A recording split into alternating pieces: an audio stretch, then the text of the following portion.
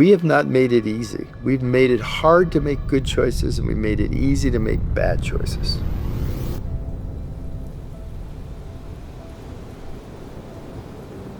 Over 90% of Americans are unhealthy metabolically. That doesn't bode well for our future. I think everybody knows you need to eat healthier, you need to move more, you need to sleep better, you need to handle your stress, and yet most people don't do it. We can't afford to keep treating downstream. We need to start embracing health and optimal health and well-being. So Health by Design is our explorations of places where they live longer and they live in a healthier state. And over the last week or so, we've learned quite a bit.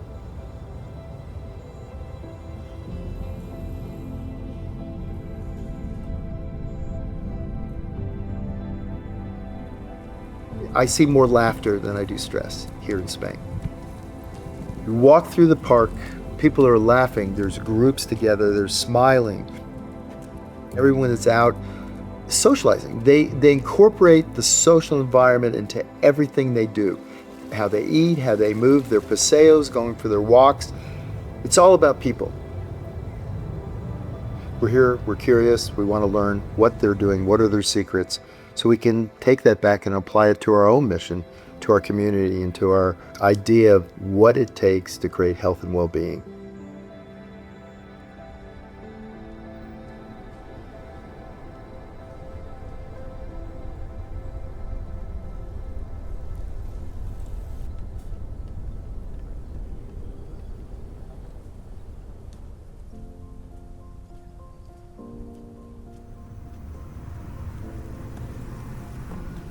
It's a big value to feel part of something. We are here, we are together, let's enjoy this time together. When I have groups from abroad, they think that our way of living life, it's much different. We take our time. We work for life, we don't live for working. So if we need to stop and enjoy, we do that. You don't work, 70 years of your life, and then you expect the best after that, but you still live while you are working. So Christina, what are some of the activities that foster community?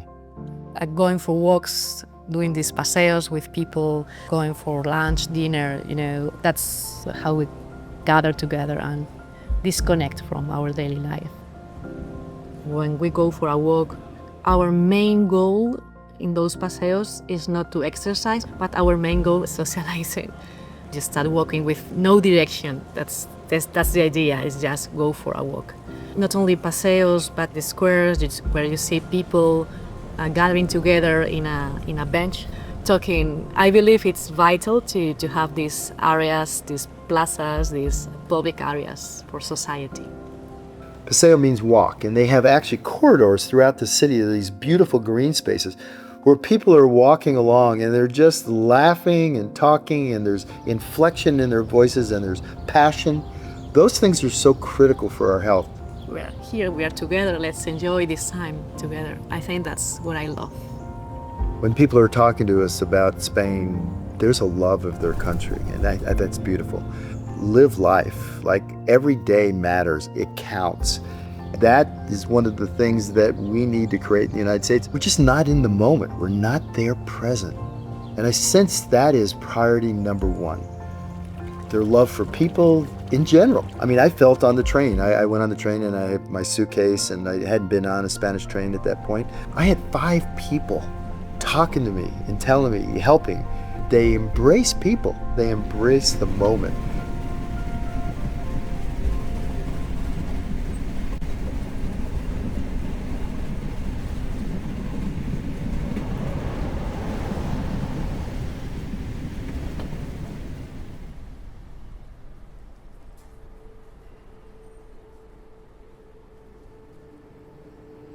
We're here in Galicia, Spain, one of the healthiest places on the planet. It's absolutely incredible. The food, the way that people live, the community. So it's fun to finally be here, especially with you. Yeah, no, it is. It's a ball. We've had a great time a few days exploring the territory. And, Galicia, the people here live almost longer than anybody else in Europe. So there's some really valuable lessons we can learn here. The underlying structure of your life is a huge, huge determinant in terms of the outcome. Here in Galicia, what I see is an underlying structure that is designed for health. We explored Galicia because it's one of the healthiest places in Europe. Literally, the lifespan is over 85 years for women there. They bucked the trend. Most countries are suffering dramatically from metabolic poor health. They, on the other hand, are still thriving. I actually wrote in the first Habits of Health about centenarians. Who lives to be over 100 and what are the lessons we can learn from them? So Marina, when you were born in 1923, the average length of life for a woman was 40 years. You've lived to be 102. That's almost 60 years longer. Bueno, que estoy agradecida de todos vosotros, de todos ustedes. He vivido muchos años y estoy muy contenta. What is your secret for living so long? Pues el secreto de llegar a 100 años, yo, mira, tuve otra casa y trabajaba que este mundo está bien, pero también hay que trabajar y tener buena fe. I know if I took an x-ray and looked at her hips, they're probably shot. We weren't designed to live 100 plus years, but she doesn't care. I didn't see anything but a smile on her face the whole time. People that age well, have great health span, they're ones that actually are on a path. They're open, they're curious, they want to learn and grow. If I live to be 102 like Marina, Yeah. who is just so precious, full of energy, if I could live to 102 that way, those are good 102 years for me. Really good. But if the last 20 years of my life, or 2 decades, or 3 decades, or whatever it was, meant that the quality of life for me was diminished, I would say probably not a good deal. I want all of us to be able to focus on our health span. Lifespan is just simply how long you're breathing. Health span is a very different thing. It's actually the years that you spend in a state where you can fully enjoy your life. Metabolic health is critical for our health span. What does metabolic health really mean? Everything in our body basically works around the organelles in our cells, which are called mitochondria. They're the powerhouses, and they convert, whatever we eat, whatever we put in our body, what we're exposed to, what we breathe, that all filters down into our mitochondria. And these mitochondria actually convert that energy down into ATP, which is a tremendous, powerful way that fuels our body. It generates heat, allows the cells to function, allows digestion, breathing, all the key attributes it is to be a human. So it's really important. And when it's honed, when it's working, it's like a concert. It's like basically the orchestra being in resonance. And there's physiologic, there's emotional, and there's actually cognitive coherence. It's a beautiful, beautiful thing. But when it's out of function, it starts to deteriorate. And the body tries to compensate it first. One of the first signs is malaise. People get up, they're tired, they'd rather sleep in, hit their alarm clock and their snooze alarm. Their energy level is low. They have a little fog, like this mental fog. And those are some of the earlier signs. Those are the signs that those mitochondria that power your brain cells, your respiration, your muscles, all those things are now starting to become dysfunctional.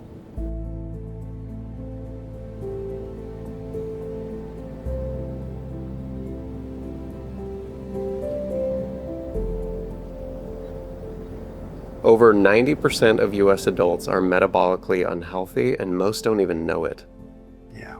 Now, when somebody is experiencing metabolic dysfunction of any degree, what's actually happened inside of their system? Yeah. Usually the earliest is a rise in your insulin.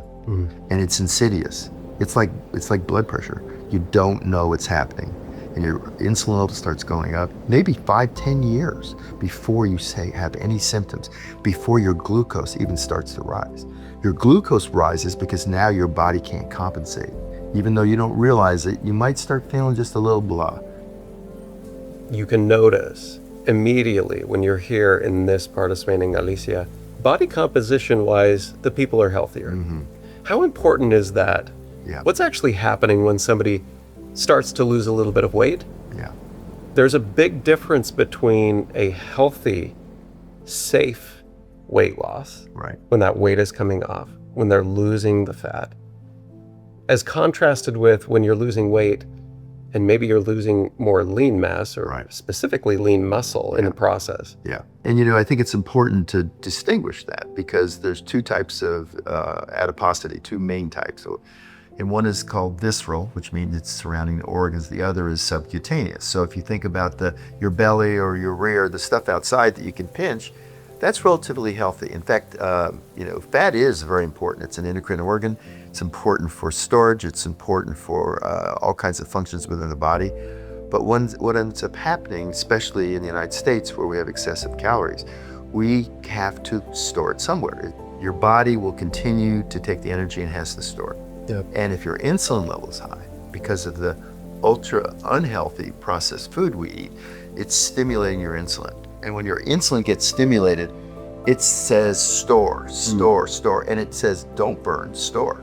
So the fat cells cannot burn. They cannot create lipolysis, which is the act of taking the fat, which is normally a great depot, and so it just continues to grow. And it goes inside your liver, and it goes even in your muscle, and it goes specifically in your fat cells. And as soon as that happens, inflammation, leukotrienes, thromboxanes, all these nasty chemicals are released, and they cause a 5-alarm fire throughout our body. And that's when the rapid change in your blood sugar goes up. You get fog in your brain, and it actually leads to cognitive decline, Alzheimer's, and all these cognitive dysfunction. It does all these things that are so dysfunctional. David, one of the things he's looked at and studies, what allows the people in Galicia to be mentally so healthy?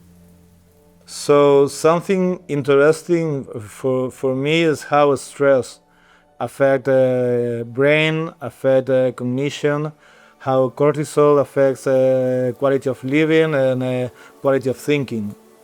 We have more and more evidence about how living a stressful life impacting your brain health, and this is important.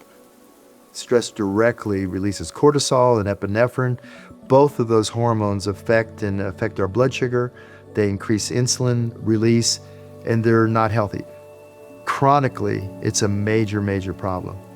And one of the things I see here in Spain is that the ability to relate and communicate, right? That socialization, that eating together, that moving together, that hanging out in the parks together, it's that extended community where people feel safe.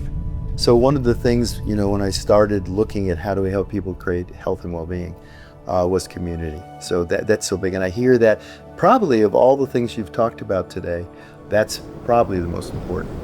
In Galician rural areas, we have strong family relationships, and then we talk about neighbors, vecinos. All adults, they need the sense of if they need help, they can get this help from their neighbors. David talked about the interaction between family and friends. The people around you, your neighbors, are your friends, and they perform several duties. One is security. You have that sense of security that if you need something, if grandma's there and you have to go do something, there are 10 neighbors that can take care of her just like that. We have strong family boundaries, and probably if you have met centenarian people, they have a strong presence of family in their lives. Another important thing is routine. I think most of the centenarian people you can meet, they have strong routines, and most of these routines are built in family lives. Tell me about your familia. Y entonces nosotros vivimos solos, pero estamos bastante bien. y ando va con la hija y a ella, pero ella es mía y me quiere. Y todos estamos muy bien. When we're out in the community and we're seeing how the community is connected to each other, all the things that we talk about in our business, the importance of having that community, of having those biobehavioral barriers that you've talked about for years, that makes the choices for good health easier because of who you're surrounding yourself with, is so critical. We're replicating what we see here in Galicia. We're putting you in a community where people will take you by the hand when something's going on. They'll listen, which is something that's such a rare skill. They'll help you. They'll be part of it. They'll encourage you. We're creating a community that's focused on optimal health and optimal metabolic health. There's different reasons why people live longer here. We have the food. We have the Atlantic diet. We have a lot of fish, a lot of vegetables, just simple food, simple cooking. The seafood, they're right next to the ocean, and the seafood is incredible. I've never had such fresh fish. Fish with the omega-3s, obviously those instill, they're great for us. We know that. We know omega-3s are one of the essential things. And olive oil. I didn't see any butter anywhere. All I saw were these huge bottles of this olive oil that was so tasty, so flavorful, like it had just been pressed the day before. I mean, I felt like drinking it. I mean, it was that good. You know, olive oil is probably, of all the fats you can eat, is probably that, along with avocado and a little bit with coconut. Those oils are so healthy. They're monosaturated and they're just so healthy. There's so many health benefits. It really rains in Galicia a lot. It's kind of like our Oregon or Seattle kind of area. So everything is very deep green, and all the greenery and the salads and things we had were really rich greens. So the food is incredible. Then we have physical exercise. Most of the people have been active, doing moderate physical exercise daily in their lives. Think about movement. You know, the habits of healthy motion are critical for longevity. They're critical for metabolic health. They're certainly critical to help us do things as simple as mobilize our blood sugar and keep our blood sugar under control, which is a key parameter of metabolic health. The old adults living in Galicia nowadays, they don't spend their working days in front of a computer. They work around and move. When we talk with old adults, most of them are calm people. Strong routines and also strong commitment with their lives. The big lesson is to put stress aside, to put fast food aside, to put fast life aside. We need to learn about self-control and about self-esteem, living in an active and routine and connected way. A que llegues a mis años. Y con toda, saber dónde están, que están muy bien, tienen muy buena forma de vida. Where do you recommend people start? Because this is a journey towards optimal metabolic health, but where do people start? I would say the first thing is start assessing the things we've been talking about for years. What are you eating? How are you moving? How are you sleeping? How you handle stress? Are you modifying your surroundings so they're more like they are here? And putting yourself in position to now control those things and be aware of those things and be present.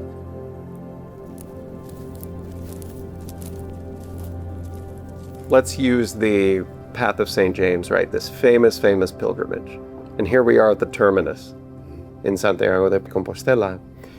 I would imagine that if I were to do the entire pilgrimage, that if I went with a group of people, I would be more likely to complete the pilgrimage. I would be more likely to arrive here in this city. Absolutely. We know that as humans, this has been studied. Oh. It's been studied over and again, that when you do it with other people, when you don't do it in isolation, when you surround yourself with like-minded people, you're on the same path, you have a destination, you are far more likely to achieve Absolutely. the goal. There's a pilgrimage where people come to this incredible church, this beautiful church, and they come from, all the way from France, and they walk, and it's a slow walk, and they come and then they celebrate. And there's a sense of purpose in that pilgrimage, and so I kind of feel like we're on a pilgrimage. We have research that we've done on our mission that now shows how we can specifically affect metabolic health. We've seen a 14% reduction in visceral fat, a 98% retention of lean body mass, and the protection of healthy muscle.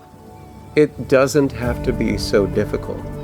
If you actually ascribe to what we teach and learn this, you can create predictable transformation and your health can change. We have for people an easy way for them to start using our program, having a coach, becoming part of our community, and actually creating Galicia in the United States of America for all. I would love that. I would love to take this place and bring it everywhere. Yeah. It's just been such a pleasure to be here with you on this incredible adventure, this incredible journey. Let's just make it as rich and as full and as healthy as possible for as long as possible.